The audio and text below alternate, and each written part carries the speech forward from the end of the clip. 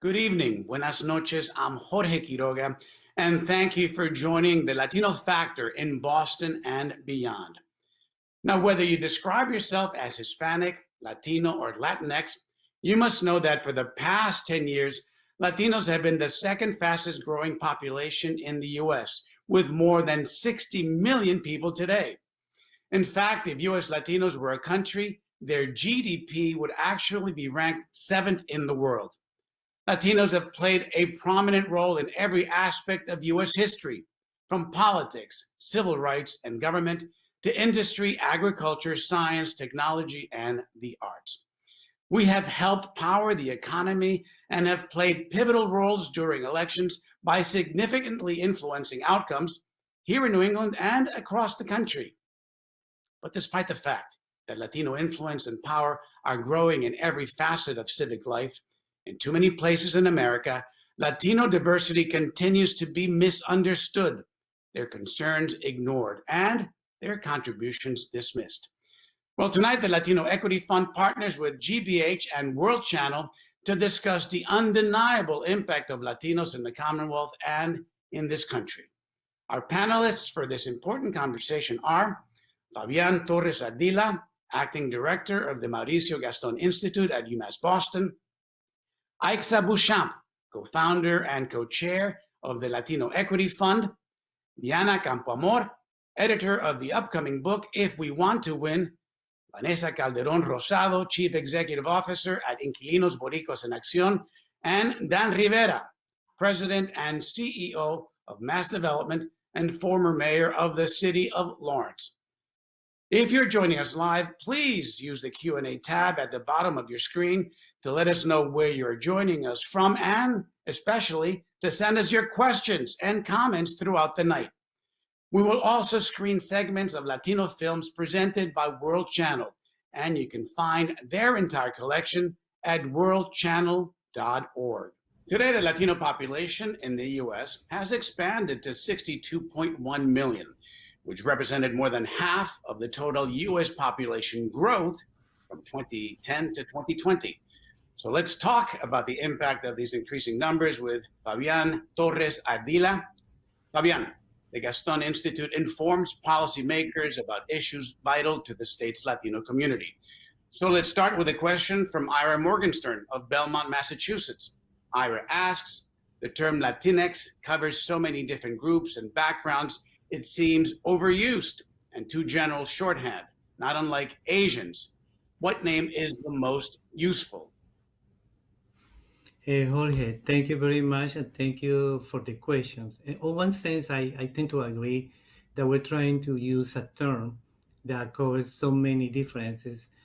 Use the term Latino, Hispanic, or Latinx to cover a population that is too diverse.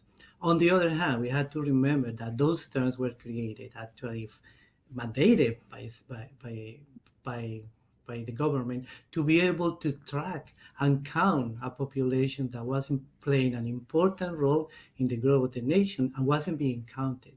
And by default, many of the races weren't being respected. So until we find a way to ensure that this population is counted, and we had to find a way to address them. Then how does the Latino population growth in Massachusetts reflect the national trend? It is a national trend across the country. For example, in Massachusetts, we grew by about 41% with respect, Latinos grew by about 41% with respect to 2010. And in fact, in Massachusetts, this represented 54% of the net growth, which is very similar across the nation. And how much of this is native-born Latinos or consequence of immigration? What we know from the past census and survey data is that most of this growth comes from US-born Latinos. Immigration, in many senses, immigration of Latinos has been reduced and decreased. Latinos are obviously, as we all know, not a monolithic group. Their origins and ethnicity are diverse. What are other trends that you feel are important to note? Age, for example. Well, for example, an important trend is that we know that Latino population is relatively young compared to non-Latinos. The median age for Latinos is 28 years old, whereas it is 41 for non-Latinos. Fabian, to that point, we have a question from Juan Concepcion, Marlborough, Massachusetts. He asks, how is the identity as Afro-Latinx to be defined? This is a very important question because we need to remember that the category Afro-Latino doesn't exist in the census. So if we want to consider this population, we had to be able to define it and clarify what it means. In our institute, the Gaston Institute, we define Afro-Latinos as the subset of Latinos who self-identify a Black race. And given that definition, how many or how many Afro-Latinos live in Massachusetts? Well, according to the census, latest figures of the census, when you use that definition, which is very limited, by the way, but let me go into that later. Massachusetts will be the 8th state in the United States with the largest Afro-Latino population. But of course, you have to remember that when we count Afro-Latinos as the ones who self-identify of Black race, there are other potentially Afro-Latinos that we are not counting. For example, the ones who identify as some other race in the census. And just briefly, in terms of different nationalities, ethnic group within the Latino community, what are the largest groups and where are they located in Massachusetts? Yeah, that's another important question and important difference of the type with respect to other states. In Massachusetts, the two largest Latino populations are Puerto Ricans and Dominicans. In fact, that's what explains why we play such an important role for Afro-Latinos. But we also have Colombians, we also have, one of the smallest groups that we had are Mexicans. That is different from the Western states in which Mexican Americans are the majority of Latinos. An interesting and dynamic topic for sure. We would need an entire hour to cover it.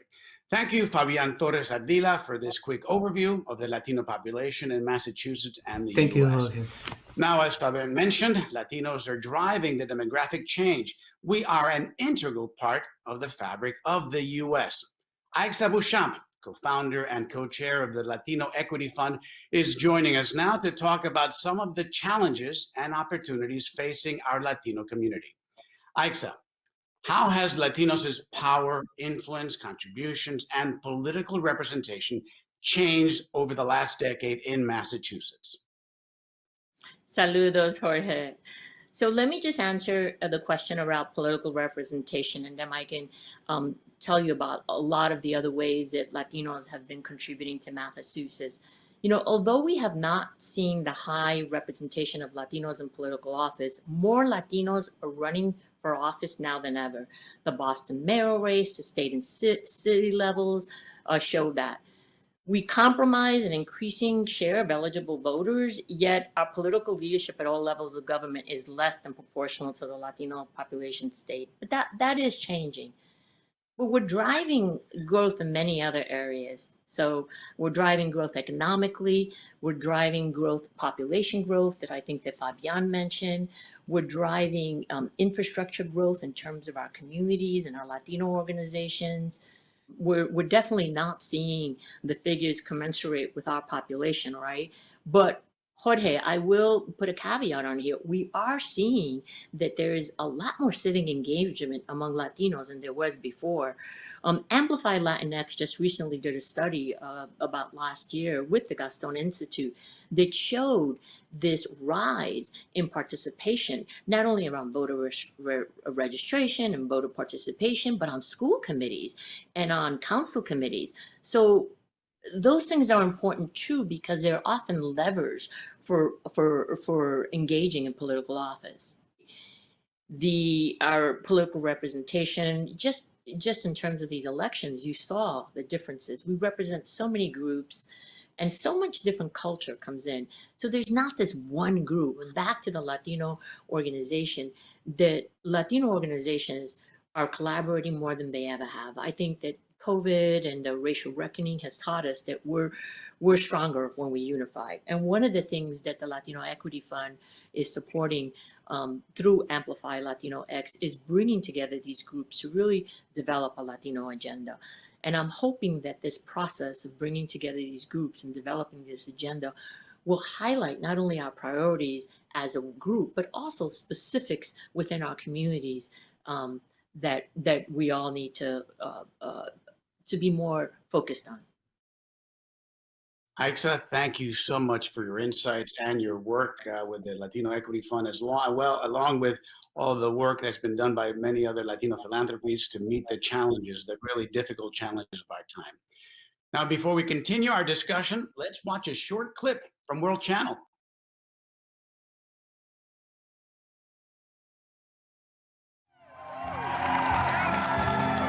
I'm here today not only represent the City Council.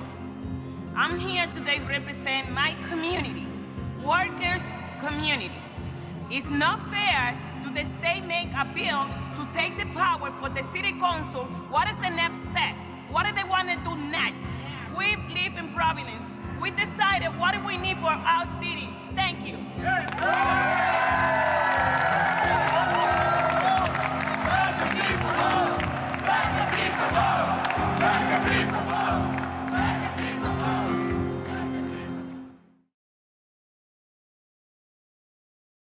Looks like in Providence, Rhode Island.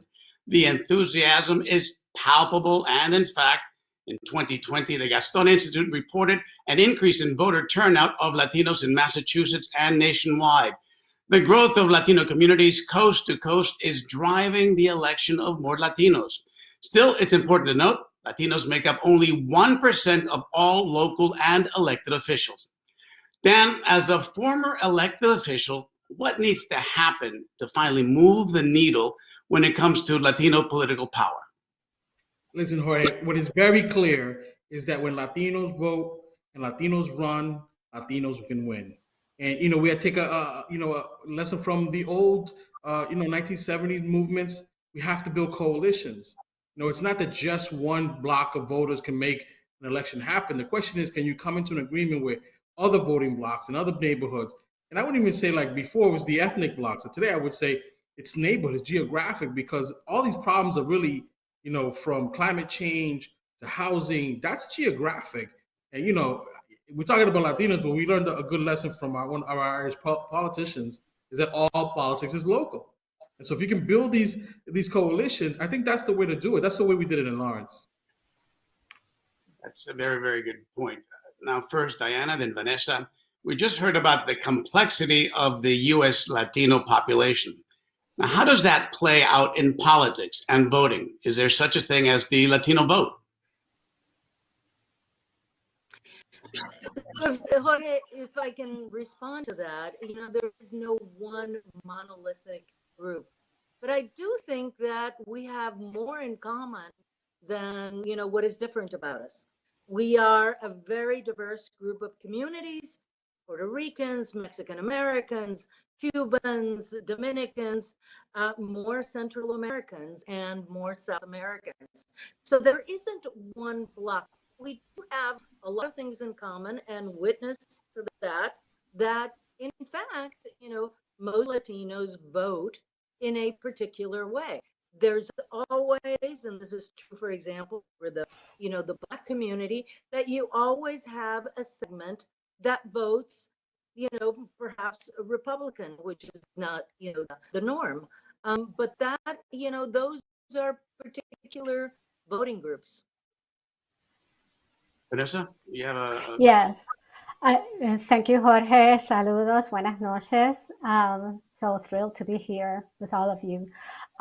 Yes, in fact, there's no Latino vote. We are not a monolithic group, and we have a diverse fabric in our community that is represented, like Diana said, by our countries of origin, but also age, religion, gender, different social values, and all of those things shape and inform the way we vote. Now, there's a lot of hope for our continued influence in the political system in this country. First, every year, about 1 million Latinos turn 18. So we are growing, and we are going to become a political force when it comes to voting. Second, as you saw in that clip, and as it has been alluded before, Latinos are running at a record pace. Last year, in 2020, at least 75 Latinas ran for Congress across the nation. And that's for both parties, not just Democrats. So that tells you that we are very diverse in our way of thinking, but a force to be reckoned with in the future. Engaging Latino voters will be critical in this process, and we can talk more about that. And I just want to point out we have folks watching from Canada to as far away as Hawaii. But the first question is a little closer to home. We have a question from Aldonza Pereira from Lawrence, Massachusetts.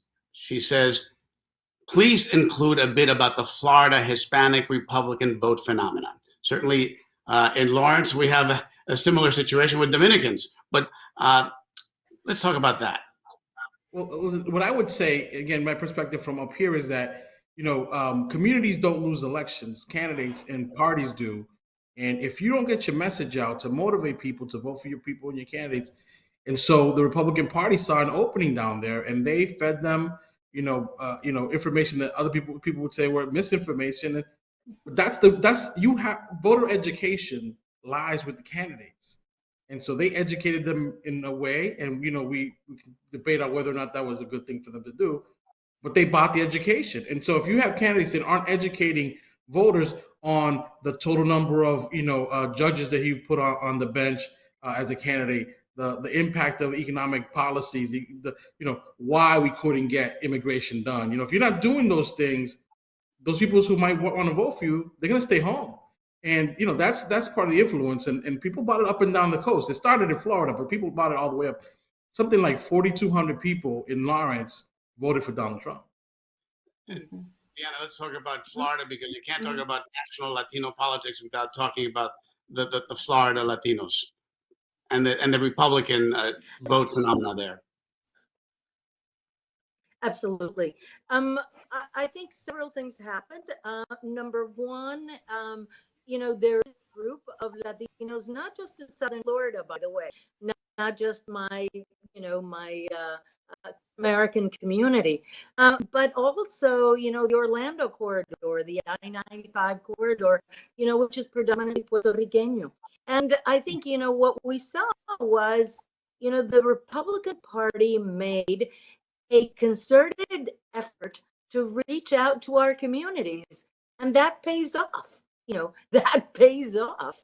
On the other hand, the Democrats decided that, Florida was not, a place where they had a big chance to win, and therefore, they moved their funds elsewhere. But if you look at the statistics, I think Florida and the Latino vote is still in play. We have seen that vote shift from 2016 to 2020. And I think, certain things, like, for example, the foreign policy, is a big concern in South Florida. Puerto Rico is a big concern in the Orlando area. But I think bottom line, both parties need to do a better job to reach out to our communities and to understand a narrative that is nuanced. It's not one size fits all. And here's a question from the audience, again, from Mabel Martinez Almonte from Brooklyn, New York. One of the motivating factors that propel Latinos to vote is there a difference in age groups and first and second generation Latinos in their voting patterns? What are the issues that pull at their hearts? Vanessa, what do you think? Yeah, well, that's a great question. And the Pew Research Center did a survey last year before the election in which there were three things that were important issues for the Latino voters: the economy, education, and COVID-19. That was right before the presidential election.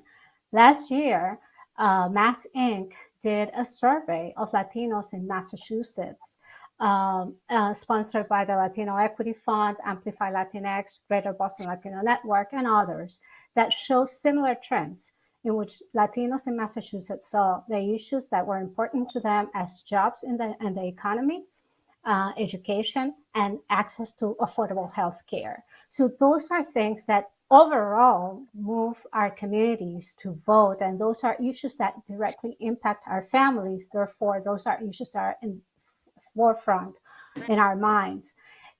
As we try to mobilize Latinos, like Diana said, it has to be nuanced. We cannot say that just a single blanket message will cover all and will address all of our segments in the community.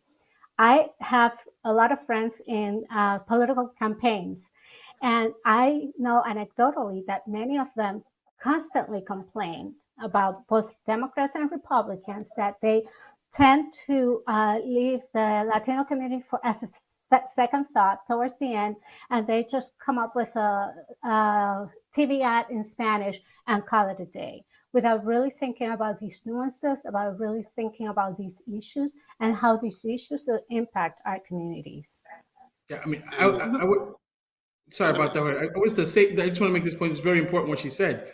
The closer you are to the ground, the more important the nuance is. It could be a street that needs to be paved. It's bread and butter stuff. It could be the police department or the lack of a bus down this line. So you got to do that work so you can educate people what you can do for them. The problem is that we have focused on the policy and not the effectiveness of government. And if we say, oh, we're going to do X, Y, and Z, and el abuelo dice, you know, you've been saying that for a long time and you haven't fixed education. So what do you do different? And to people, that's why people stay home. And if we're talking, and we're talking about voting these days, you also can't but talk also about voter suppression. Dan, you made reference to that.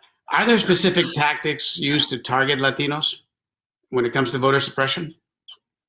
You know, I think absolutely that's what we're seeing today across the nation.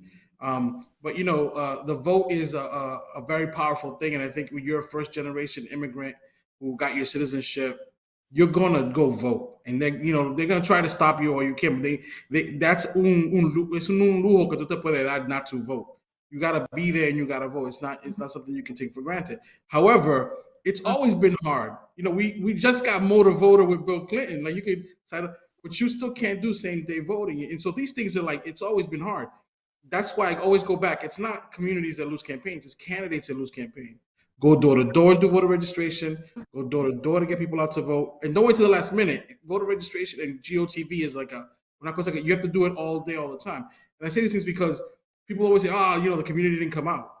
Did you talk to them? Did you talk to them about the child care problem? Did you talk to them about that light that was out on the corner that that we fixed? Like this, if you didn't do those things, people just aren't going to respond. Anna, did you Just want right to about the Well, suppression. you know, and you know, if I can chime in, I also think that civic participation and civic engagement is not just elections. You know, it's about all the things that we do, you know, all year round. That organizations like, you know, Inquilinos Boricuas en Acción and the Latino Fund and many other organizations, we have to build the infrastructure of Latino organizations because they are the ones that drive the vote. It's not just about one party or another. It's about that ongoing participation. Yeah, So- and if I may really quickly, Jorge, obviously there are well-documented examples of Latino vote suppression, especially in places like Texas, and they were documented by researchers, scholars, and civil rights and other groups.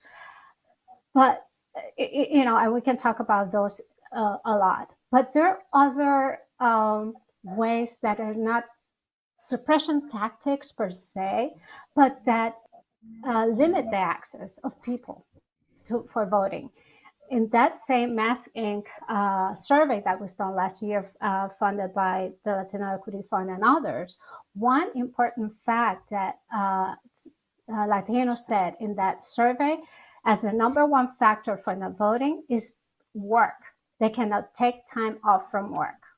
And we often gloss over those simple barriers that seem so, no, that shouldn't be a problem, but that really become problems in our community for people to have access to vote, to engage into voting. So those are things that we really need to think and start debunking, eliminating, demolishing those barriers to open access for the Latinx community to vote. And finally, before we get to the next segment, we talk about the fact that campaigns do tend to look at Latinos as a monolithic, but is there a collective appeal to Latinos? Is there still a way that is there a commonality among Latinos that should be messaged? I think if candidates do that, they do that to their own peril. Okay. Yeah. Very good. I think there's a combination. I think obviously there are big issues, big ticket items that are important for the community, and that's evidenced in so many surveys and research. But I think like what Dan was saying earlier, the nuances, what really is important at the local level that people will resonate with voters, with Latino voters, so they will come out and vote for that candidate that will seem to understand the issues and how to solve them. I want to get a little personal now. I think, if I may for 2 seconds. Vanessa, you were born in Puerto Rico. Diana emigrated from Cuba in the 60s, and Dan, you were born in the US to parents from Puerto Rico and the Dominican Republic. Looking back, were your barriers to success essentially similar, or are there noticeable differences? Let's start with Vanessa. Different barriers and different opportunities for success. I mean, I have to say my journey to where I am today is very different from a lot of my Latino and Latina brothers and sisters. I am a US citizen by birth. So I never had to really think about, the issue that we saw in the opening clip, and that we will continue to see in terms of, what are the barriers for me to access certain benefits, certain opportunities. So that's one thing. And when I came to Massachusetts in 1992 as a graduate student, even though I faced some challenges without a doubt, including a rusty English, and winter, I had never seen snow before, and I was like 28, 29 years old. Still, I had different tools in my toolbox that are not necessarily granted to other Latino and Latina people in our community. Diana, similarities, differences in your path to success? I worked for a number of years with the Mexican American community, and the difference between the Cuban community, my migration to the United States with my family, with residence card, with a set of parents who were college educated, is very different from the migration of, for example, the Mexican American community, undocumented Central Americans is very, very different. And the reason is, that there's a certain Cuba policy that affects, Cuban immigrants, and and that's been, positive for those of us that are here.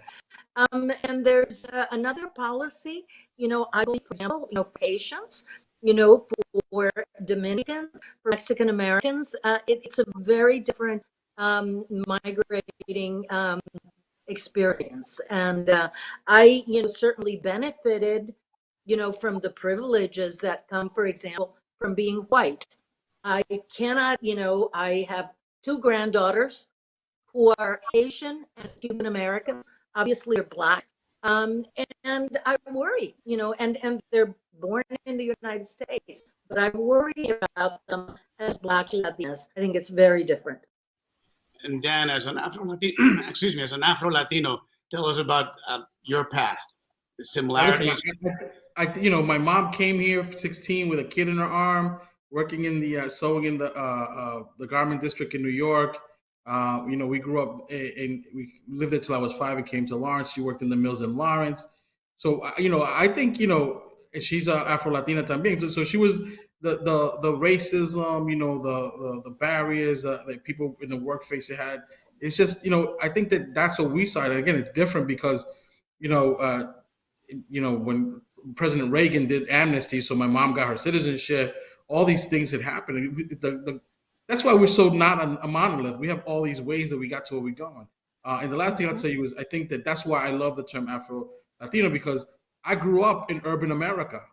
It's both bachata and hip hop, so it's like, I love the term because I do have, I think, and helps build this like coalition with the African American community, with the way we were brought up.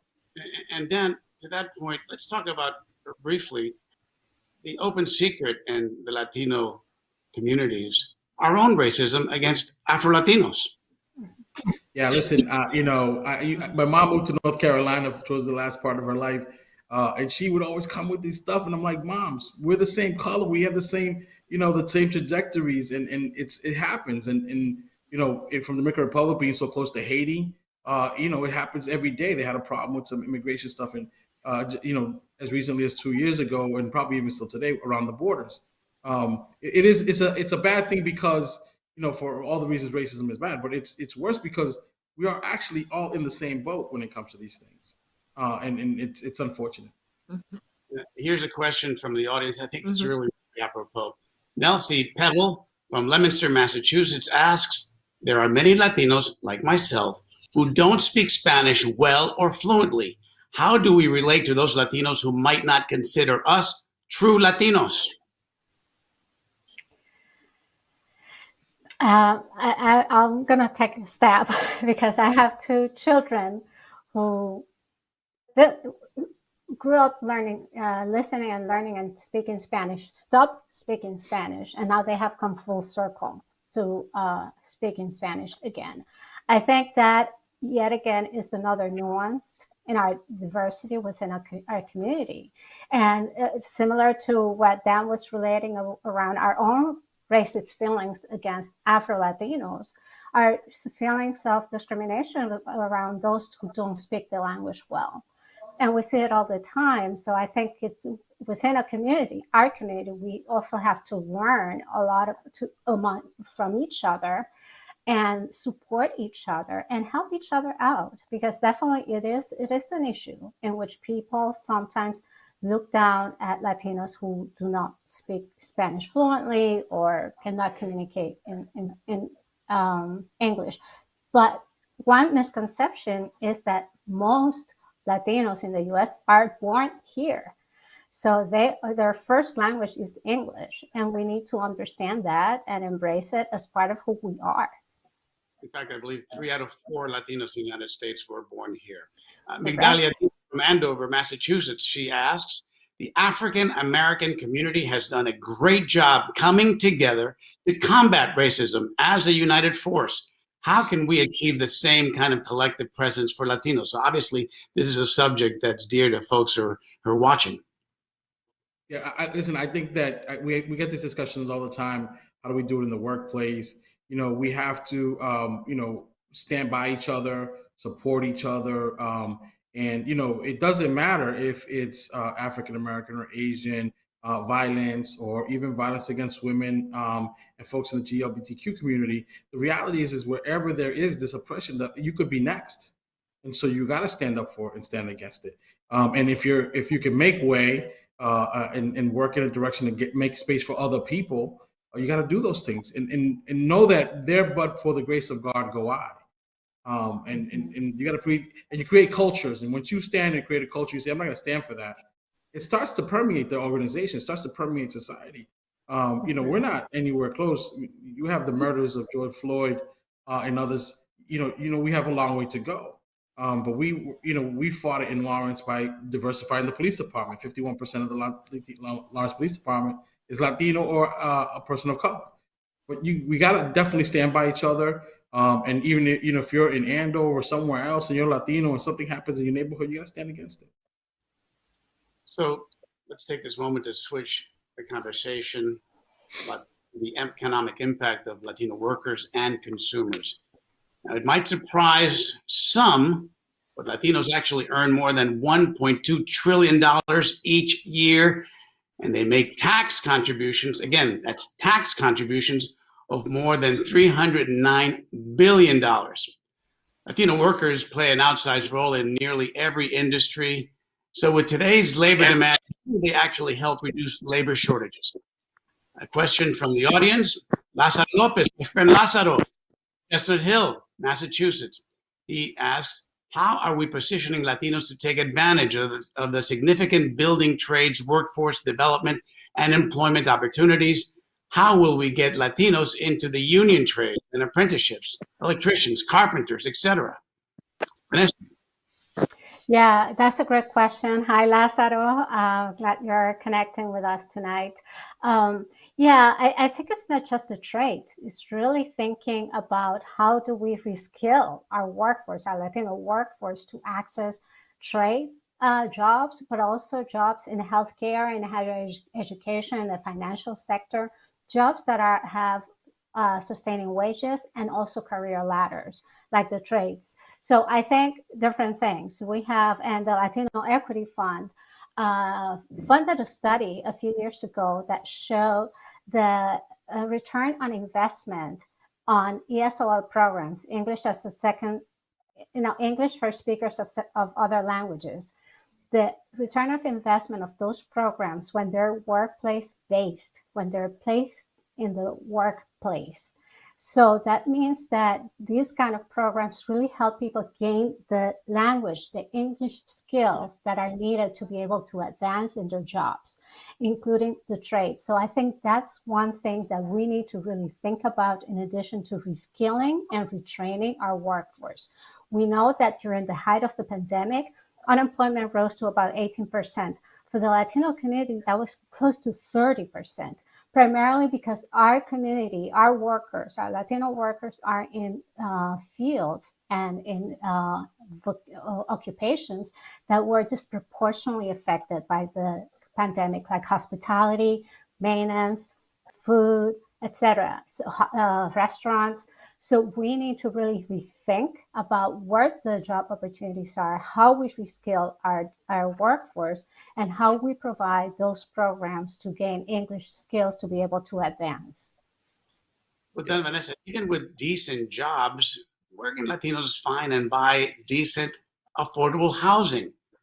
Home equity, after all, is the best way to pass on wealth.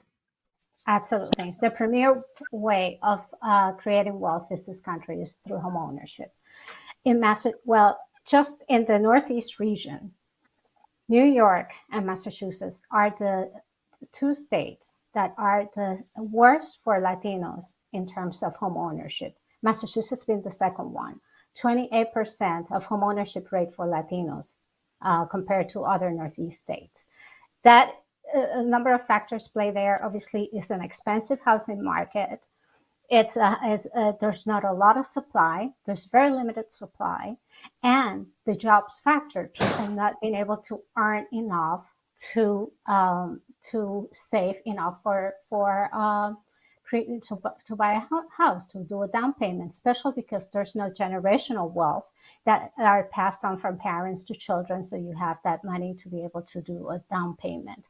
So there are a number of factors that are playing against Latinos, especially in Massachusetts, for home ownership. The good news, however, is that the home ownership rates are improving and increasing.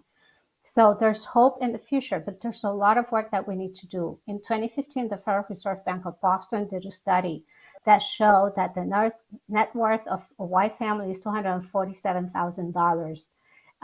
The net worth of a Black family is $8. The net worth for Dominicans, according to that study, is $0. So that tells us that we have a long way to go here, and that we need to promote not only job training and English skills, but also entrepreneurship in our community. And we also received a lot of questions from the audience about young Latinos and education. Here are two similar questions. Deidre Foley from Lynn, she asks, what can we do to empower Latino students in our high schools? And Vicky Rivera from Lynn asks, what efforts exist to help our youth in the Metro Boston area to prepare youth for the workforce, training programs, as well as college prep programs?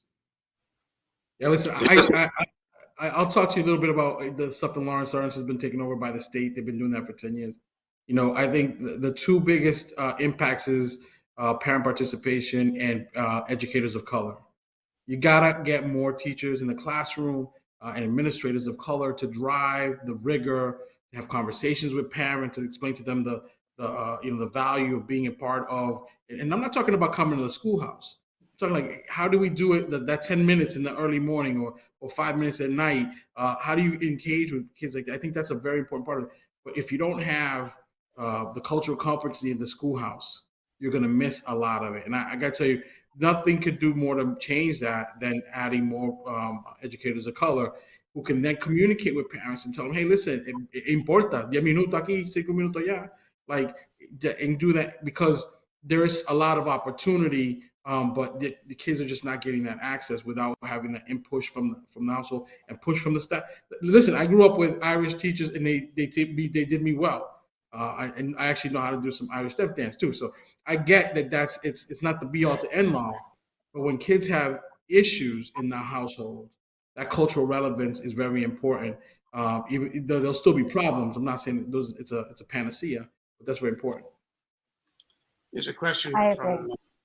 from Rita Lara in Boston, Massachusetts.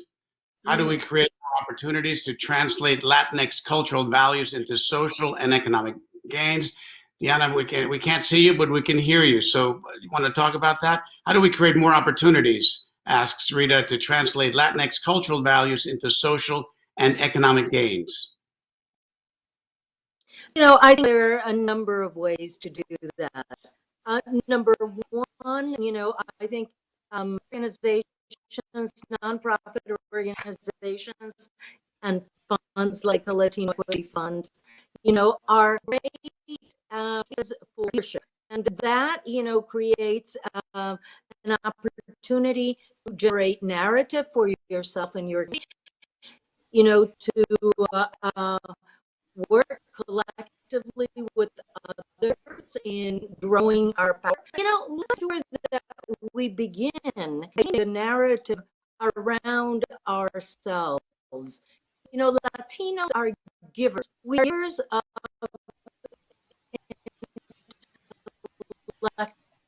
capital. We are givers of economic prosperity in Massachusetts and elsewhere in this country, and we're also givers of dollars. Diaspora communities in the United States, Dominicans, Mexicanos, Cubanos, Puerto Ricanos, they send home a lot of money and keep afloat, a number of countries in Latin America. So we're givers. Notion of narrative that somehow we came here to take jobs, to take seats in schools from others, abalone. But you know what? You have to start by articulating that to ourselves, to our families, to our communities, and to our politicians. But again, it starts with us being connected in coalition and being active citizens. Can I just say, I agree 100%. They got the way you do it. You run for office, you start businesses, you run for leadership positions in unions and organizations. Celebrate your culture every day. Tell your kids about it. Help campaigns, donate. Just show up to the PTO. Or help cross the street. Go to participate in society in a way, and then celebrate who you are. That way, when something happens, you can be there either to get an opportunity or to defend something that bad happened. I was going to say that first you have to show up, and also to Diana's point, our narrative. I mean, when you think about it, we have a solid history of serving this country, right? Defending our freedom. I can tell you that in almost every Latino family, you will find at least one service member. Like my father served in the Korean War. Thank you, Dan. My late uncle was a Vietnam veteran. So there's so much that we contribute on a daily basis to this country, and we need to uplift those stories and narratives so people see that we are here to serve, to contribute, and we should be valued equally as well. We're ambitious, we value culture and family, and I think that entrepreneurs. So I think that it's really putting together that narrative that enhances and showcases our values, cultural values. Jorge, can I just say this thing? Like, immigrants built this country, and the immigrant work ethic built this country. And that's what you see in this new in the immigrant community right now, the Latino community right now. It's this immigrant work ethic, and the nothing but the destiny of the republic lies with the way we progress. If we don't progress in a way that allows us to build, wealth and establish societal norms, the republic will fail, because we are those people that I went to war. Like you said, her people went to war. Like, if we don't support the republic in this way, we try to change that. We do jeopardize the republic and its future. Speaking of We Are the Republic, by 2030, and that's less than a decade, Latinos and other youth of color will make up more than half of the nation's labor force. As you can see from this next clip, undocumented Latino youth are often hampered in their efforts to get started.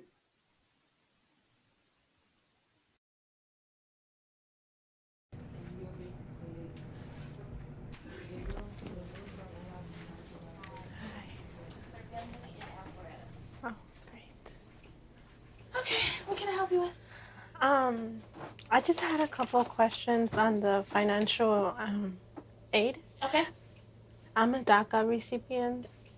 And is that a form of asylum? Is that what you... It's a work permit. Okay, so what is your citizenship status? You have a work permit, but your status It's is unlawful. unlawful citizen. Yeah. So you're undocumented, which means that you will have international fees assessed, and you would not be eligible for federal assistance because of the type of student you are. The only other option you could look into would be private student loans, and that will depend on the private student lender. And if they don't lend to undocumented students, then that would be, unfortunately, 100% out of pocket.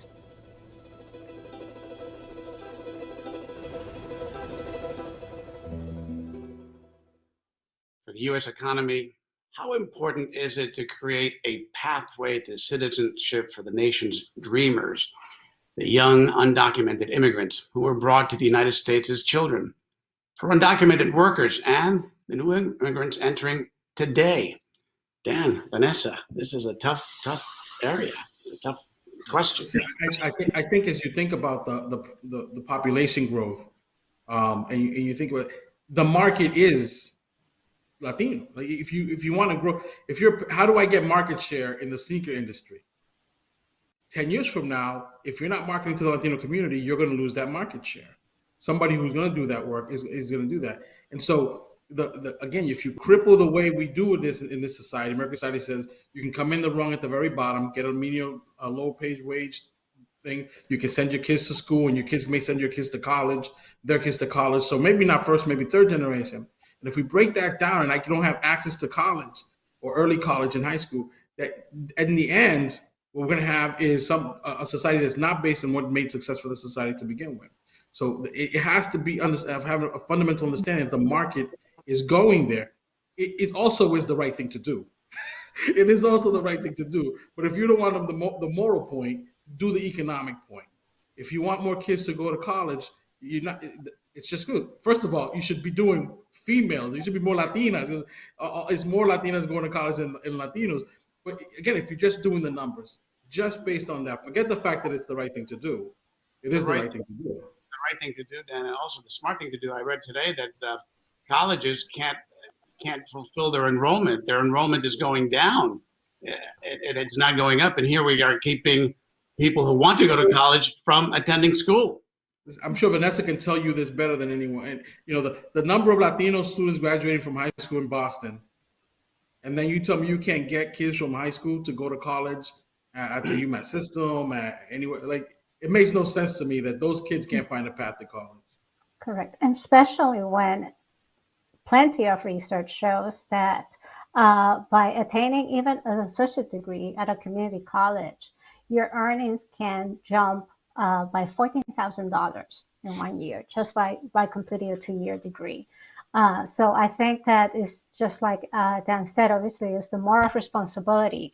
But if you cannot see the moral argument, which is hard to understand, but if you can't, it's definitely an economic imperative. We certainly want to answer more questions from the audience. So while they keep coming in, we are, after all, public media. So please, here's a special message from GBH. Hello, I'm Sandy Chin from GBH. Tonight's conversation, The Latino Factor in Boston and Beyond, is presented in partnership with GBH, World Channel, and the Latino Equity Fund. GBH remains committed in celebrating Boston's unique history and diverse voices. We are proud to amplify this discussion and invite you to lean in to engage with us. If you would like to see more events like this one, please consider donating to GBH and the Latino Legacy Fund. None of this would be possible without the ongoing support of people like you. Thank you. Back to you, Jorge. Now later, Sandy will also give you a chance to own Latin Music USA, 50 years of our culture. Here's more questions from the audience. Stacy Del Orfano from Lynn, Massachusetts, asking, how do we encourage and create opportunities? This is a good one. How do we encourage and create opportunities for communities like Lynn, Lawrence, and Chelsea, all with large Latino populations, to collaborate and connect with Boston and each other to share best practices and lessons learned? Dan, as a I think it's about networking. You got to go to the Betances Festival in Boston. You got to go to the Semana Hispana in Lawrence. You got to do those things. But on top of that, at least something that we're doing at Mass Development, we're getting developers together to say, hey, this is how we did this 6-unit housing in Lawrence. This is how we're doing it in Springfield. And we're going to get those developers together to have this. You got to network these things, and if you find something that's working, go find that person out and say, hey, how'd you get that thing done? Is there a network going on already? I mean, we have several, including Boston, obviously, Lynn, Chelsea, Lawrence. Is there a bit of a network already going on? I mean, there's Alpha, and there's other coalitions, Amplify Latinx. They do a great job convening folks in Massachusetts, and in those things. I think that's the way to go. And there's always could be more. You should never lack for networking opportunities. Yeah, and I think. Go ahead, Vanessa. And I think, Jorge, that in order to really increase the economic engine in these gateway cities, because that's what they are, is really, like Dan mentioned, looking for investment opportunities, but investment opportunities that do not displace the community, investment opportunities that are done for and by the community, right? That come out of that community in terms of small businesses, what is needed, more affordable housing, more opportunities for home ownership in those communities, as well as more capital for the small businesses. So I think there's an important piece here in terms of economic investments, both from the government, but also from philanthropy and businesses that to really support the growth of these communities, including job creation. Because sometimes, people have to, the old adage of drive until you qualify. So they have to move to faraway places, to Lawrence, and then drive or take a train or whatever mode of transportation for over an hour to come work in Boston. So creating hubs around these gateway cities, I think it's also important to get that economic engine going. Quick, is there a quick answer to this one? Obviously not, but is there a brief answer? Madison Sowards asks, how can we equip and empower Latino entrepreneurs to grow thriving businesses? This story hasn't changed. This is the same story it's always been. Shop local, support those folks. It's not, I wish there was a more complicated answer to this question. Spend your dollars in your neighborhood, support Latino community businesses, Black businesses, do that. And that's the way to do it. Now, how do we get them started up? E para Todos, E for All. There's a bunch of programs, but what I would say to people, and I'm interested to see what Vanessa and Diana have to say about it, but just do it. Just open the business. Because you could also just take a job and it don't necessarily go so well, and then you got to find a new job if it doesn't go well. It's the same thing with a business. Just do it. Find, bake a cake if you're going to do cake bakery and sell that cake, and then try to do that. Take the chance, because in this society, if you can build a business, you can have a very good life. And so we're going to encourage people of color to do that, especially Latinos. And the good news there, Jorge, is that Latinos are, the fastest growing number of entrepreneurs across the country and definitely in Massachusetts, and particularly Latinas.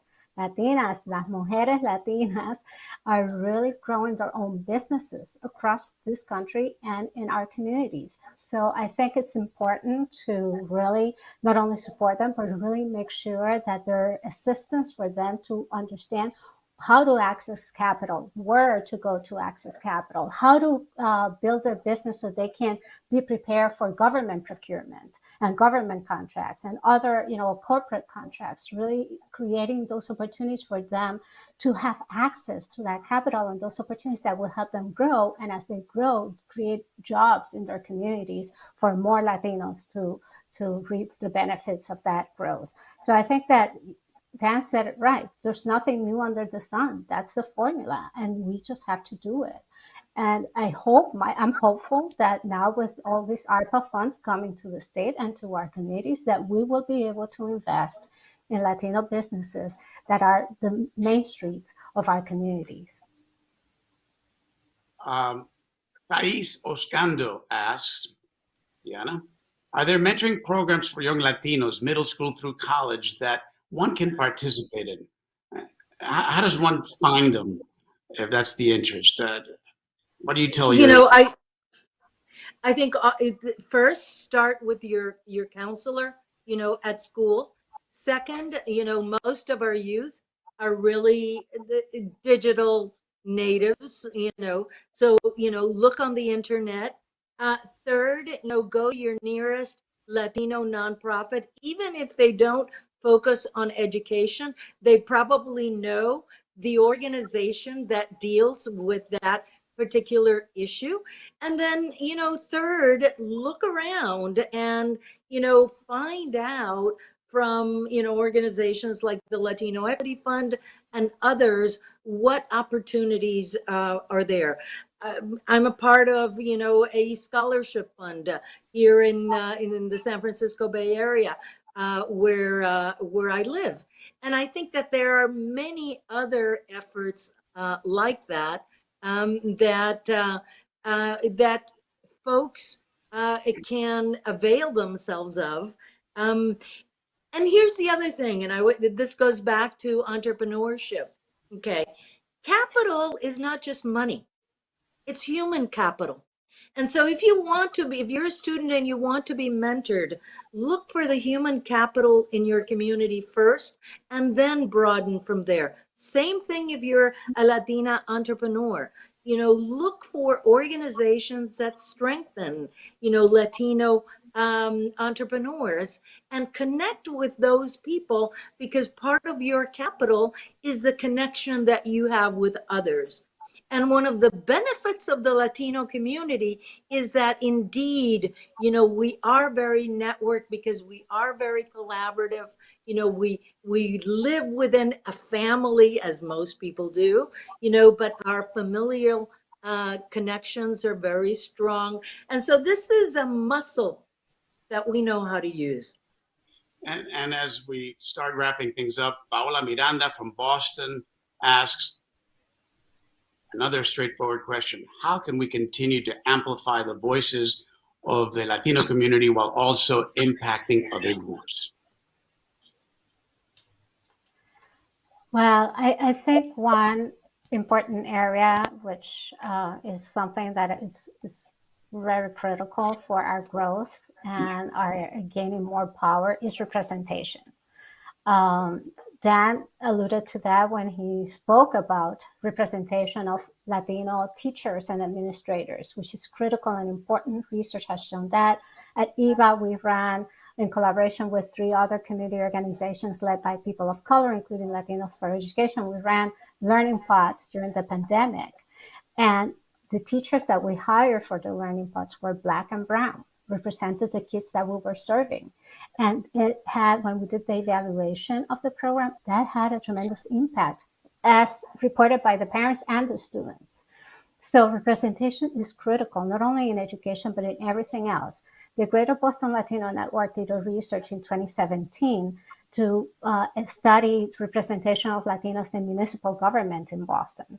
And while 1 in every 5 Bostonians are Latinos, meaning 20%, only 10% of the executive positions in Boston's government are Latinos in 2017, and only 5% of board and commission seats go to Latinos in 2017. So that tells you that there's this void of our representation of the contributions that we can make in these decision-making tables that is going to be critical for us to make and for us to really push in philanthropy, in corporate boards, in C-suites, all across the board. We need more of us. And Diana, to that point, Jim Canales writes, you have each been such inspiring leaders that give hope to others. So what gives you hope in view of the challenges and opportunities you've discussed this evening? You know, what gives me hope is the next generation and my generation as well. You know, abuelas like me, because society moves forward and back, but you know what? You know, we've never gone back to slavery. You know, we've moved forward on human rights. And I think we're at a tipping point. You know, I believe that we have a great deal of strength in our communities. And I think by using that capital, I see us being more present, more active, more connected, finding the things that we have in common instead of, what differences we have, and leading the change that we want to see. It starts with us, and we have a lot of power. Absolutely, we have a lot of power. We also have a lot more things we could discuss, but that's about the time we have for this evening. I want to thank our guests and our panelists for their time and tremendous insight. Clearly, gauging by the audience response, there's a lot of interest and so much more to talk about. To watch World Channel's collection of films that explore the challenges, triumphs, and joys of the Latino community, go to worldchannel.org. And with your support, we hope to be back with more conversations diving deep into our history, culture, and our future. For the Latino Factor in Boston and beyond, I'm Jorge Quiroga. And now, here's Sandy. Thanks, Jorge. Hello again, everyone. We hope you enjoyed this important conversation with our community leaders. Tonight, when you make a one-time donation of $90 or by giving $7.50 a month as a GBH sustainer, we'll send you Latin Music USA, a DVD and CD set. Latin Music USA highlights 5 decades of great American music created by Latinos. It celebrates Latin rhythms at the heart of jazz, rock, country, and rhythm and blues, and features Latin jazz, salsa, and some of your favorite divas and superstars. Please visit gbh.org/support events to donate now. Every dollar goes a long way to support public media. You can also click on the link in the Zoom chat now, or text GBH to 800-204-3811. Giving to GBH takes just a few minutes of your time, and those few minutes now will become hundreds of hours of informative cultural programs and smart entertainment. And tonight there are 3 ways to give. Visit gbh.org/support events, or text GBH to 800-204-3811 using keyword GBH to donate, or scan the QR code here to open the donation form on your smartphone. You can give $5 a month as a GBH sustainer or a one-time gift, whatever works for your budget. It's that easy. Please go to gbh.org/support events, click on that link you see in the chat, and contribute what you can. And to those who are already supporting GBH World Channel and the Latino Equity Fund, we thank you.